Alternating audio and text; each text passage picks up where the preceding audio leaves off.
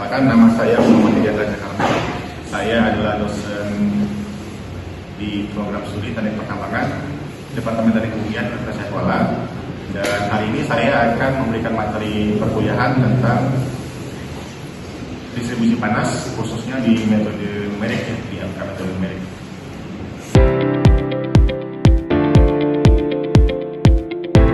Baik, bismillahirrahmanirrahim. Assalamualaikum warahmatullahi wabarakatuh. Waalaikumsalam warahmatullahi wabarakatuh. Alhamdulillahirabbil alamin. Wassalatu wassalamu ala rasulillah wa mursalin wa ala alihi wa sahbihi.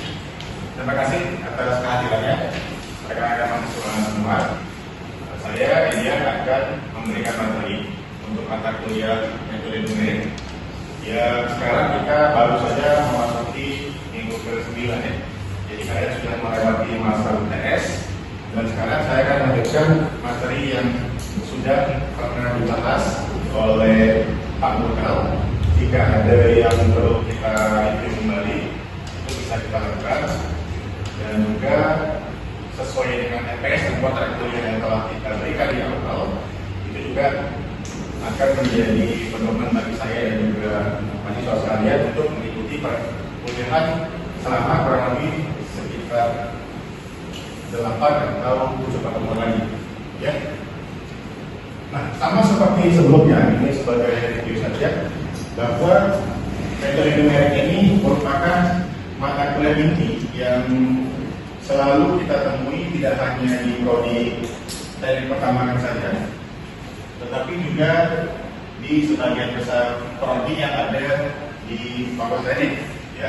Karena memang mata kuliah metode numerik ini merupakan mata kuliah, istilahnya merupakan mata kuliah inti lah, ya, supaya kita sebagai calon engineer nantinya bisa menyelesaikan permasalahan kerekayasaan. Nah, ini sesuai dengan capaian pembelajaran kita atau capaian kita yang nomor 1 dan nomor 7, ya.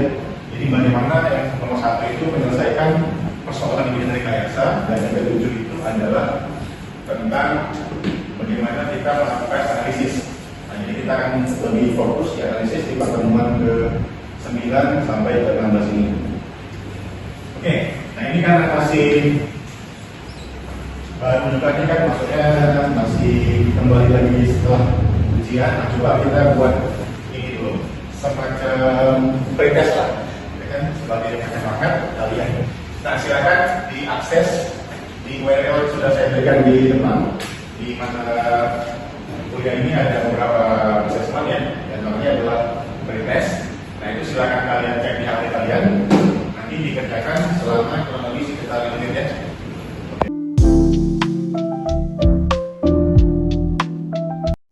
Ya, ada 6 outline yang akan saya berikan. Tadi kita sudah masuk sedikit di pendahuluan. Nah, tadi juga kalian sudah menyelesaikan pretestnya. Mumpung ini hari Jumat nih, nah, ada sedikit tambahan bagian dari saya. Nah, kenapa misalnya kita perlu mempelajari metode numerik, ya kan? Nah, kalian tahu kenapa kita perlu mempelajari? Tadi kan sudah ada tentang manfaatnya. Sekarang bagi kalian, apa kira-kira manfaat tambahan atau motivasi dari kalian untuk mempelajari metode numerik? Ya, silakan. Jadi Pak, sebelumnya perkenalkan, nama saya Diki Maulana. Saya mahasiswa angkatan 2003. Ini saya akan menjawab apa sih manfaat metode numerik ini bagi saya dan Pak sehari-hari. Seperti yang kita ketahui sebelumnya bahwa di dalam metode numerik ini dia bukan mencari sebuah kebenaran, tapi bagaimana solusi yang didapatkan itu mendekati sebuah kebenaran. Jadi tidak ada semua masalah itu bisa kita selesaikan dengan solusi yang tepat, tapi akan ada solusi yang mendekati terhadap permasalahan tersebut. Terima kasih atas jawabannya. Yang lain ada yang mau menambahkan atau punya pendapat berbeda? Silakan. Dari yang kelompok sini atau sebelah sini ada? Ada yang lain? Ada siapa? Apa motivasi lain yang bisa kita coba observasi dengan mempelajari metode numerik? Nanti kan kita masuk ke contoh kasusnya, ya. Silakan. Oke, baik, ya. Jadi terima kasih atas jawabannya juga. Ya, memang seperti yang sudah kita ketahui juga bahwa tujuan kita mempelajari mata kuliah matematika yang ini adalah salah satunya berkaitan dengan profil lulusan kita ya. Profil lulusan kita sebagai seorang engineer yang mampu bekerja sebagai praktisi. Nah, praktisi ini memerlukan kemampuan critical thinking ataupun critical thinking skill yang sudah advance lah. Atau dalam istilahnya di sini mungkin di secara taksonomi dunia itu mungkin IC 6 atau 7 atau bahkan 8 ya. Nah, jadi itu perlu kita kembangkan di dalam diskusi kelompok ya. Karena kita memang di mata kuliah ini kita akan menggunakan metode dan metode. Oke, satu lagi mungkin tambahan dari saya adalah kita ambil sebuah hadis. Ya. Barang siapa yang menempuh jalan untuk mencari ilmu, maka Allah akan mudahkan bagi dia surga. Nah, dengan kita menuntut ilmu, dengan kita mempelajari ilmu yang kita dapatkan di dalam perkuliahan ini, insya Allah itu akan menjadi jalan bagi kita atau bagi saya pribadi untuk mendapatkan pahala, kan gitu. Nah, atau mendapatkan rezeki dari Allah, ya. Itu merupakan salah satu tambahan dari mengapa kita perlu mempelajari metode medik atau belajar di dalam kuliah. Oke. Ini adalah metode S method, kan? Atau studi kasus untuk pertemuan ke-9 sampai ke-13 atau 14.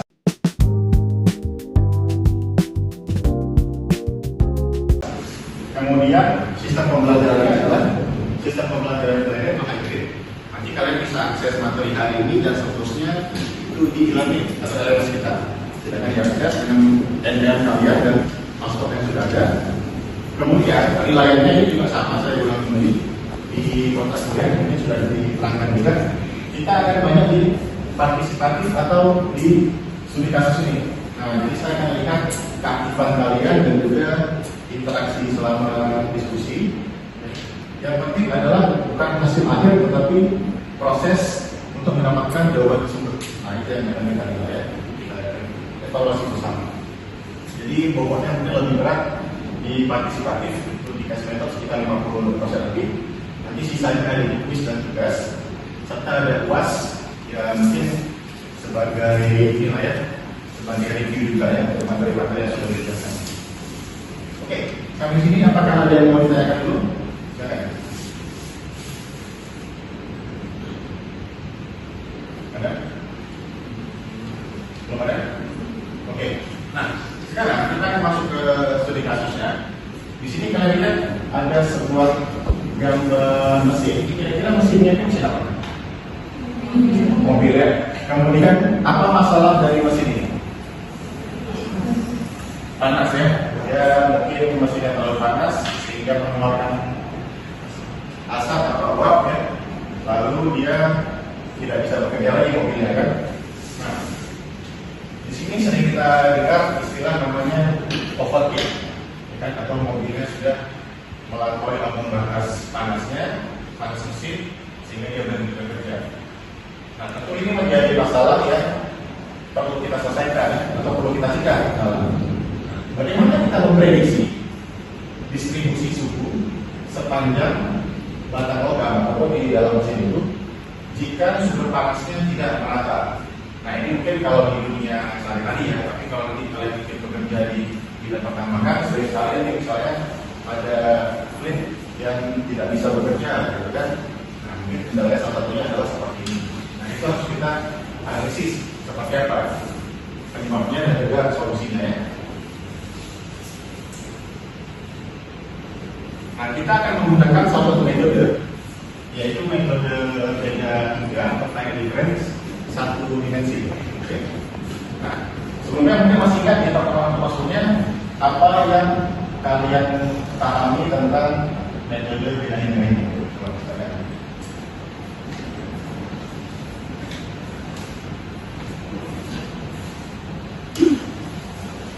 Ya, silakan.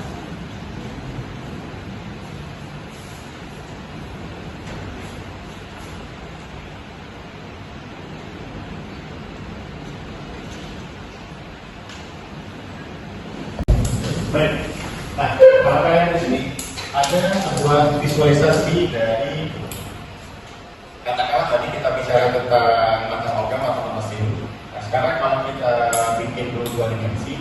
visualisasinya. Ini ada 0, 1, 2, 3, ada gridnya ya. Nah, kalau suhu X dan suhu Y itu sama seperti yang biasa. Kita coba akan menggunakan metode beda ninja atau time difference. Nah, apa yang masih bandingkan tentang metode time difference ini? Siapa yang mau jawab? Silakan. Ya, silakan. Jadi sekarang kemarin Pak nanti angkatan 2023 itu teknik numerik dengan menggunakan yang digunakan untuk menyelesaikan diferensial Pak untuk mendekati fungsi turunan dalam menggunakan numerik. Oke, baik. Saya akan elaborasi sedikit tadi jawaban dari Fadil. Ya. Nah, misalnya kita tahu ya, kita punya sebuah titik di sini. Nah, jika kita menggunakan metode time difference yang beda indah dan beda tengah, berarti kita akan ambil dua titik di sini. Sementara kalau kita menggunakan metode beda lagi, misalnya kita ambil yang di sini saja, beda dulu berarti yang di sini. Jadi kita menggunakan metode ini untuk mendekati nilai yang ada di X ini. Gitu. Karena dia kan tidak diketahui ya. Oke, dan terima kasih atas jawabannya. Nah, sekarang saya akan membagi kelompok. Ini kebetulan sudah pas nih jawabannya. Jadi saya akan bagi dua orang satu kelompok. Nah, silakan kalian bahas. Ini ada kasus yang tadi, tapi kita gunakan persamaan yang ini, ya. Del pada U per del X kuadrat sama dengan negatif Qx per K. Ini merupakan persamaan panas satu dimensi karena kita mau melihat tadi penyebaran ataupun perjalanan panasnya, kan? Nah, ini sudah diberikan konstanta awalnya Qx sama dengan 30 eksponensial pangkat negatif X dan konstanta sekarangnya adalah 50 watt per meter derajat Celcius. Ada juga sekarang batas ya untuk tinggi-tingginya itu demikian. Nah, tugas kalian adalah kalian konversikan persamaan diferensial ini ya bentuk diskrit menggunakan beda tenang dari seperti yang digambar. Oke, waktunya kurang lebih sekitar 20 sampai 20 menit ya. Ya, silakan. Oke, sambil saya lihat ya progresnya ya. Oke, ini ya. Ini sudah oke ya. Ya, sambil mungkin ada yang menanyakan silakan ya. Ini, ya. Jadi ini buat turunan yang depan. Nanti kita bikin bentuk ini kan bentuk yang kontinu ya. Kita cari bentuk diskritnya ya. Jadi kita bikin misalkan nanti delta x nya berapa, bisa y nya berapa ya. Berarti juga ya.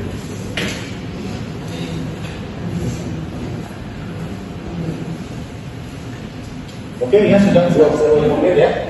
Sudah 20 menit.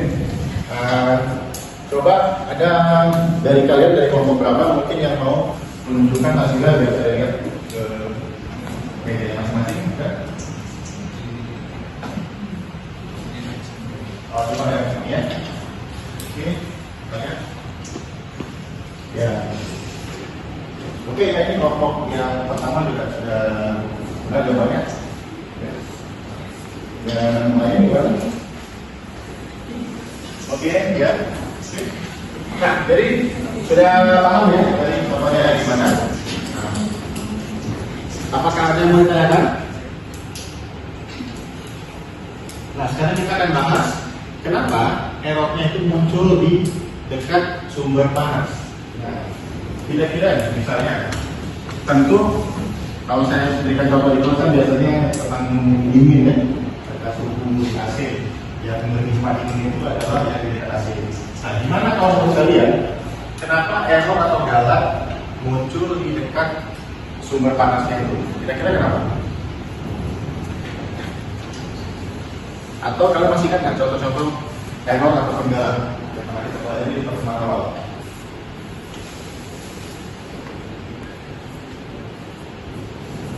Silakan, ada yang mau menyampaikan pendapatnya?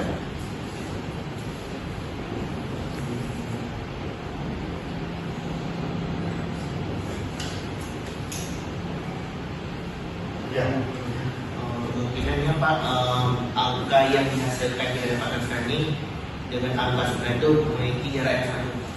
Ya, jadi betul ya dikatakan oleh Diki bahwa jika kita gambarkan tadi atau kita lihat gambar sebelumnya bahwa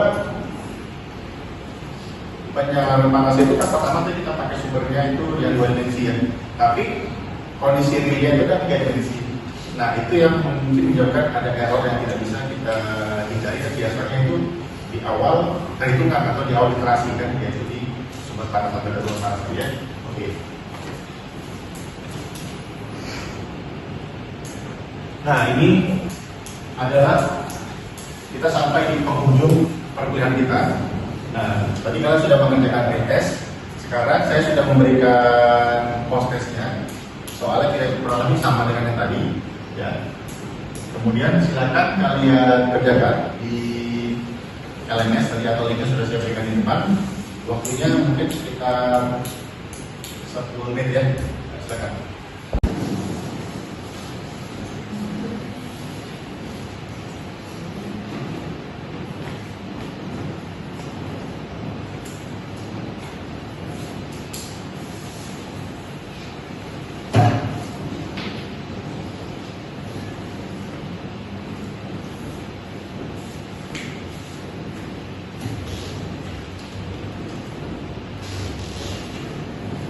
Oke, ini saya lihat ini jawabannya.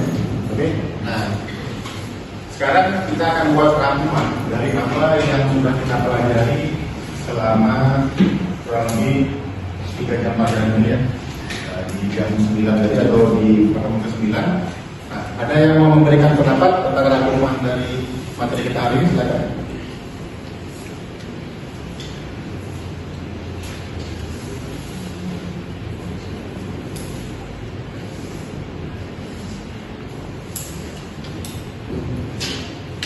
Apa saja yang sudah kita pelajari?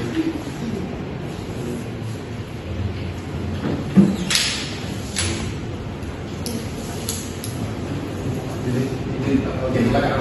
Ya, tadi kita bicara tentang beda juga. Ya. Jadi di beda juga itu ada pembagiannya, itu ada beda maju, terus ada beda tengah sama beda mundur. Oke, terima kasih Alif. Yang lain yang mau ditambahin atau melengkapi jawaban dari saya?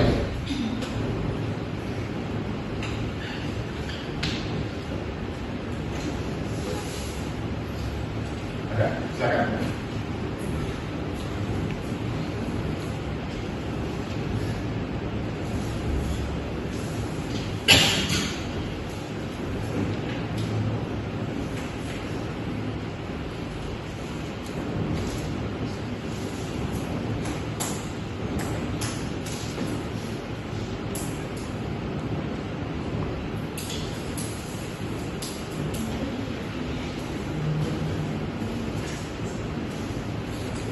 Ada yang mau ditambahin dari jawaban sebelumnya? Teman-temannya?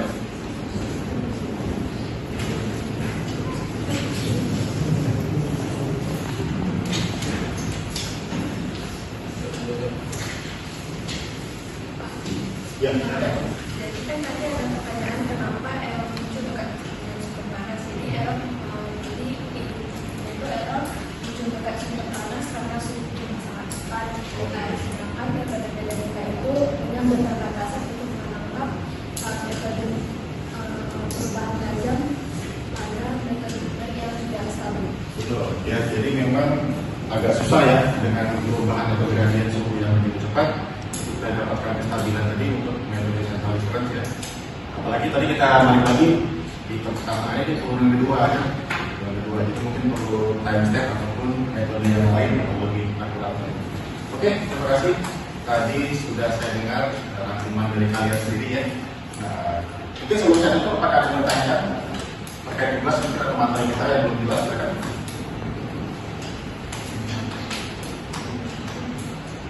Ya. Tugasnya kapan? Kumpulnya itu di minggu depan ya. Tadi kan bisa sudah, kuisnya tadi sudah saya berikan linknya untuk minggu depan. Kemudian penilaian akan saya berikan juga di minggu depan ya, hasil dari pretest dan proses. Oke, terima kasih atas pertanyaannya. Baik, kalau tidak lagi yang bertanyakan, maka saya tutup dulu kuliah kita pada hari ini.